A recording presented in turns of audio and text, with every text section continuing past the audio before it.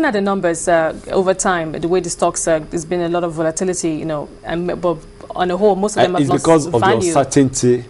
So that's what's basically just defining that sector right now. Yeah, as concerns investors. Is your certainty prevailing in the market?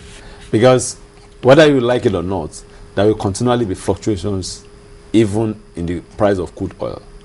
And if that be the case, since they are dependent on, there is a fixed margin that they can make. And if that be the case, then definitely their growth will be hampered. But if there is a free market play, whereby they go out, bring the fuel, we have better healthy competition. Bring the products, a healthier competition. And we have more players in the players in the sector, and is going to be enhanced. And by the time we start, because many of them now may have the potential to build refineries, I believe Oando is strongly looking in that direction. But because of the uncertainties pervading the PIB, they may not want to take an outright decision concerning it. And even if they have made some investment in that direction, that investment can't yield anything yet. So it's going to be like a standstill for now. And after maybe this gets established, then we may see a better things coming for the stocks in the petroleum marketing sector.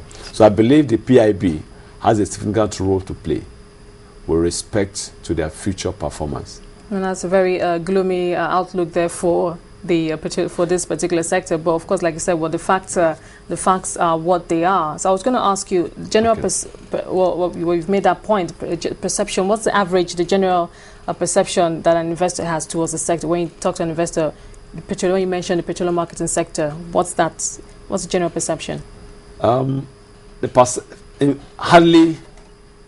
Hardly do they, because which of them are you going to actually put money in? Because there are things you need to look at when making an investment.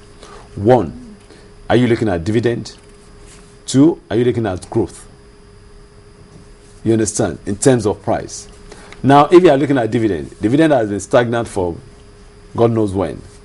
But if you are looking at growth also, the potentials are not really too visible. You understand? If you look at the average change in price of Total, of Mobil in the last 2-3 years, the average change is no more than maybe like 2-3%. But speaking about Total, I was actually looking at some analysis done on the stock, and one of the analysts did say that the earnings, because it actually did grow, was actually boosted by higher import quota in the second quarter of this year, and they expect increased allocation among major oil marketers to actually impact rather on its earnings. Well, I believe that's played out, but for figures that I have here, that translates more. Okay, like the turnover for Total in the last 6 months is about 109 billion, whereas the same period last year is about 87 billion. But I think we have it more for Oando. Oando last year, for the first 6 months, the first half of the year, was 267 billion, whereas this year is about 350 billion. You understand? So I believe the import quota is going to help them, but does it actually translate in earnings, in returns for the investors? Well, you don't think so? For the figures we are looking at, it doesn't look like that's going to happen. It doesn't look that way. So we wonder what is actually happening. So like you said, until we have more in terms of the policy environment, the petroleum industry bill, until that's really, because it's out, and until we begin to see what the full impact of that, we might not see this sector, as it were, turn around. So do you think investors, looking at the capitalization currently of the oil and gas sector, 151.3 billion, you don't think investors, this is going to go up anytime soon?